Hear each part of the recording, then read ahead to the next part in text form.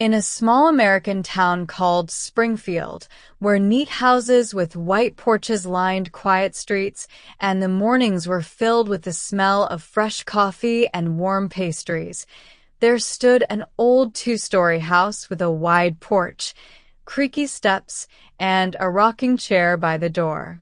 The house was not new. The paint had peeled in places, the railings leaned slightly, but inside it was always warm, cozy, and peacefully homelike. This was the home of Marilyn Harper, a grandmother known by almost everyone in the neighborhood. She wasn't rich. She didn't hold important positions. She didn't drive expensive cars.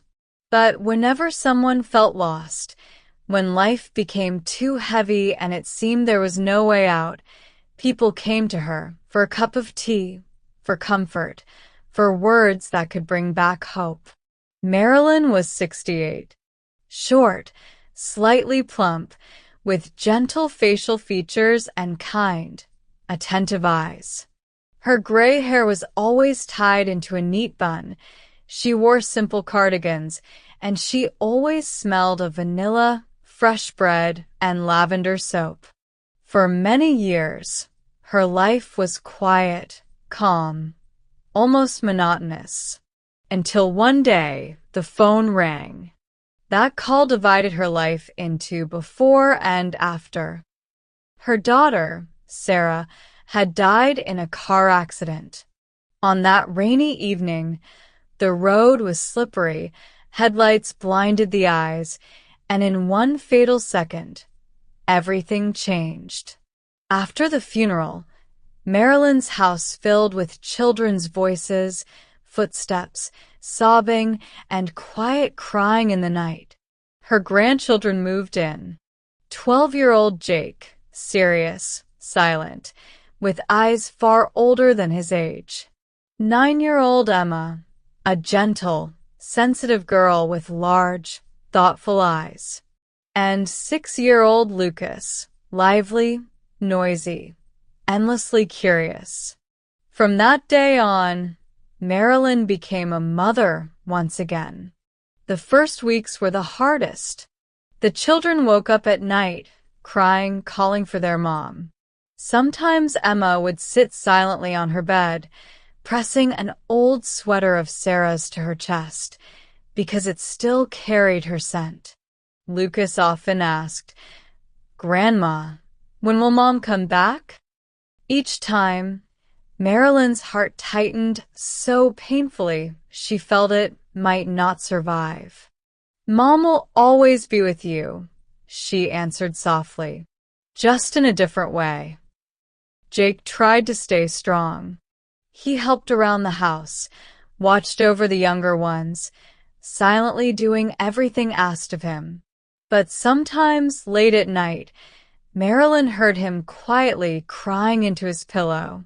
Every morning began the same way. The coffee maker gently bubbled, eggs sizzled in the pan, the oven spread the smell of fresh baking. Outside, the school bus slowly passed, a dog barked somewhere, and next door Mrs. Rodriguez was already loudly talking on the phone. Jake always came downstairs first. "Grandma, can I go to the library after school today? I need to prepare another project." "Of course," Marilyn smiled. "Just don't stay out too late." Emma sat silently at the table, neatly folding her napkin, taking small sips of cocoa. Lucas fidgeted in his chair. "Is baseball today?" he asked hopefully. "Today," Jake nodded. "If it doesn't rain." And in those small dialogues, in the little daily routines, life slowly began to return. A few weeks later, an official letter arrived.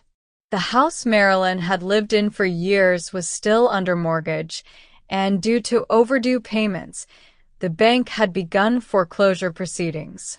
Marilyn sat at the kitchen table, clutching the envelope, unable to believe what she had read. This house was everything. Their walls, their smells, their memories.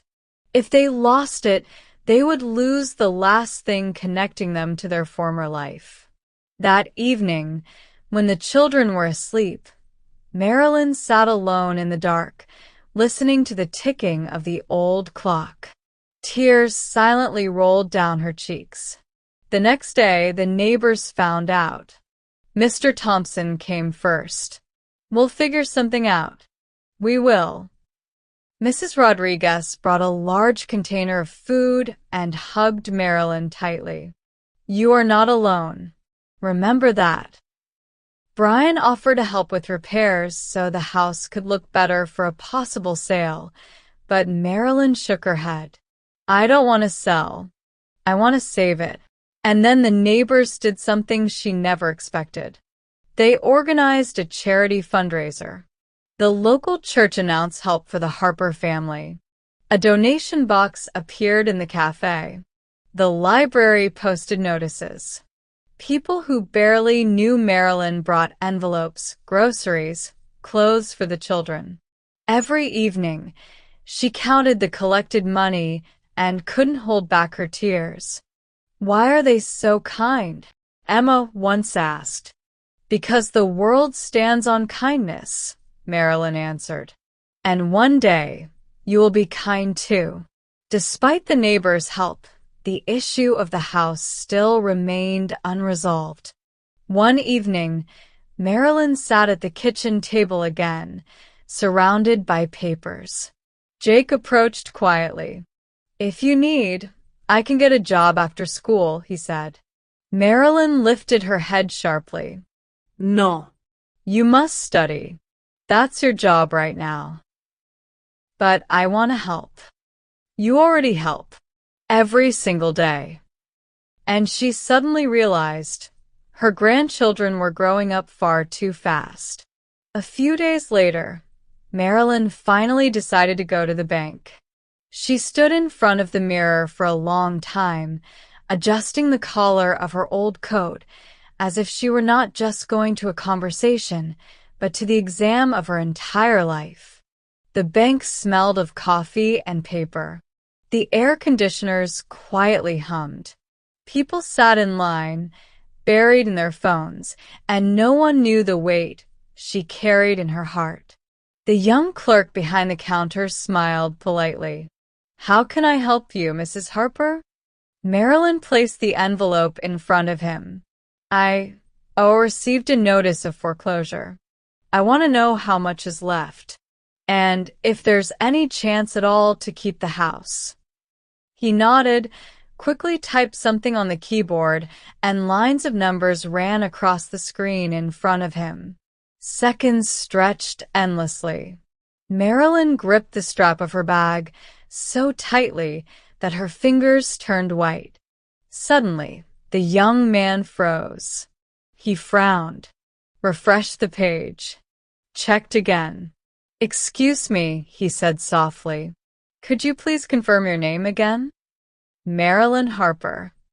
He looked at the monitor again, then at her, and unexpectedly smiled. "Mrs. Harper, your debt is completely paid off." She didn't immediately understand the meaning of his words. "Excuse me, what?" "The mortgage is closed. The balance is 0. Fully paid." He turned the monitor toward her.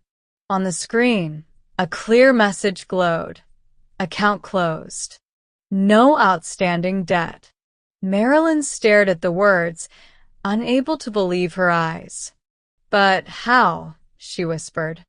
There were several large transfers and a series of smaller contributions from different people. All of it came in over the past few weeks. She covered her mouth with her hand. The faces of neighbors appeared in her mind. The box in the cafe, the notice in the library, the envelopes handed to her with the words, "This is from us, even a little." They did it," she whispered. "Congratulations," the clerk said gently. "Your house is now completely yours." Marilyn left the bank, her legs numb. The sun shone brightly, Cars passed by, people rushed about their business, and her world had just changed forever. She stopped in the middle of the sidewalk, covered her face with her hands, and cried. But these were not tears of despair. These were tears of salvation. One evening, Jake approached his grandmother while she was folding the laundry. "I want to become a psychologist," he said unexpectedly. "Why?" Marilyn asked, surprised. "Because I've seen how badly people can feel. And I know how important it is to have someone nearby who understands." She looked at him with a long, steady gaze. "Your mother would be proud of you." He lowered his eyes.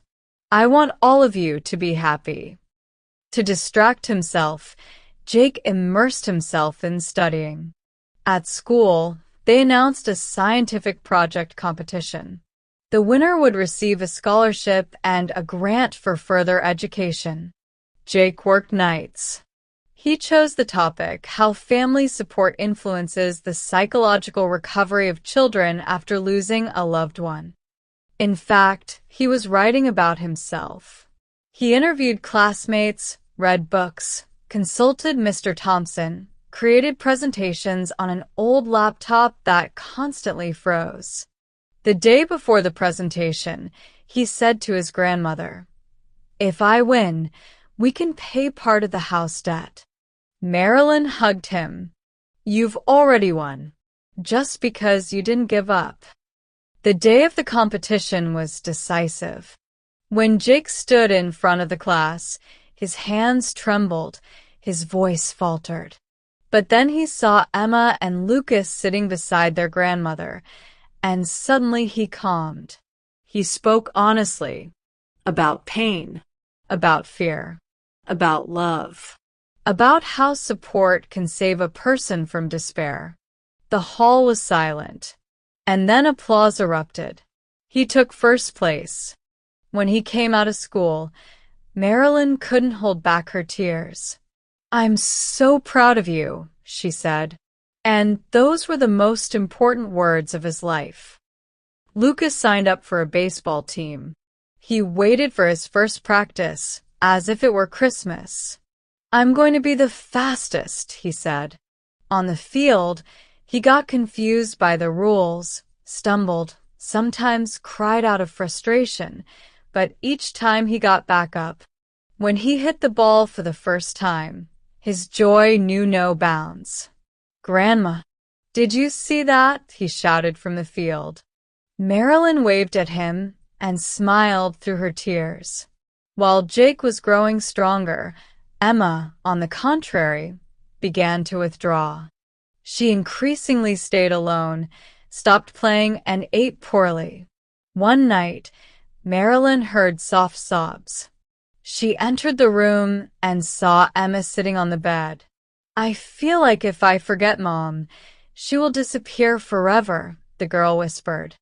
Marilyn sat down beside her. "You will never forget her," she said.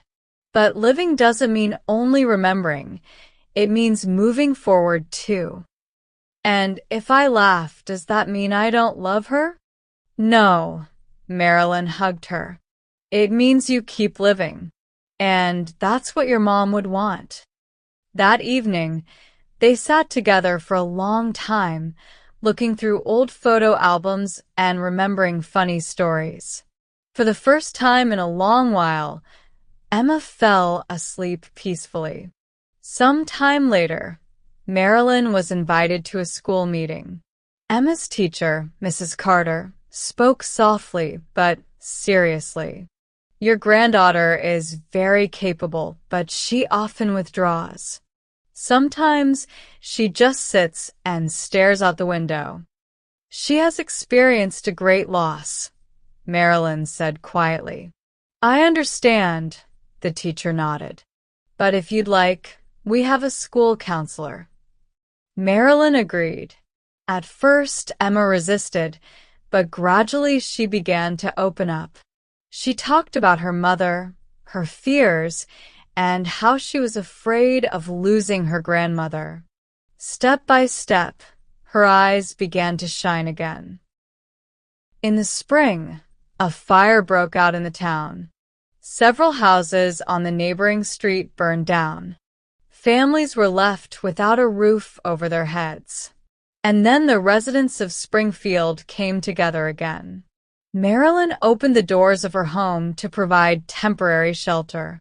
On her couch slept an elderly couple, and in the guest room settled a young mother with a child. The house became a center of support once again. One evening, a woman who had lost everything approached her. "Why are you helping?" she asked. Marilyn thought for a moment. "Because someone once helped me." But the most frightening news came unexpectedly. The social services had scheduled a home inspection to check the children's living conditions. When Marilyn read the letter, her hands began to shake. It meant only one thing. If the commission decided she wasn't coping, the children could be taken away. In the evening, she gathered her grandchildren in the living room. "I need to tell you something," she began quietly. "Tomorrow, people from social services will come to our home." "Why?" Jake asked, wary. "They want to make sure you're doing well here." "Are they going to take us away?" Emma whispered.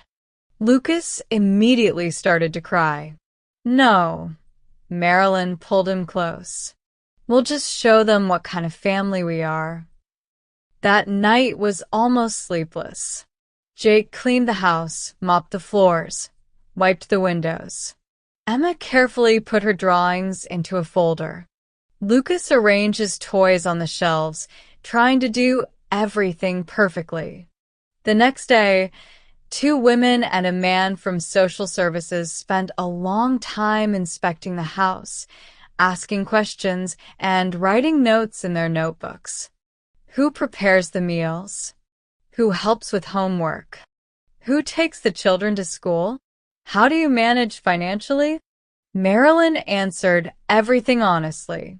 Jake stood beside her and suddenly said, "We manage, because we're together." One of the women smiled gently. After they left, a heavy silence hung over the house. The decision was promised to be announced in a few weeks. Those weeks became the hardest of their lives. And then the day came when the decision from social services was supposed to arrive. The phone was silent all day. By evening, Marilyn could no longer sit still. When the call finally came, her heart sank to her feet. "Mrs. Harper," came a calm voice. "We have decided to leave the children with you." Marilyn sank onto a chair, unable to utter a single word. "The conditions are good, the emotional bond is strong," the voice continued. "You're doing everything possible, and even more." When she hung up, the children immediately understood. The house filled with laughter, crying, and hugs. They jumped, spun around, and shouted with joy. That evening, the neighbors gathered in their yard. Brian brought a grill. Mr. Thompson lemonade.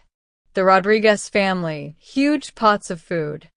The street filled with voices, music, and the smells of food. Marilyn sat in her old armchair, watching the scene, thinking she had never been so grateful for life. Late at night, when the guests had left and the children were already asleep, Marilyn stepped onto the porch. The warm night air filled her lungs. She looked at the windows behind which her grandchildren slept and quietly said, "Thank you." She didn't know exactly to whom, fate, the neighbors, her daughter, or God. But she knew one thing. Family is not perfect conditions. It is not money. It is not beautiful houses.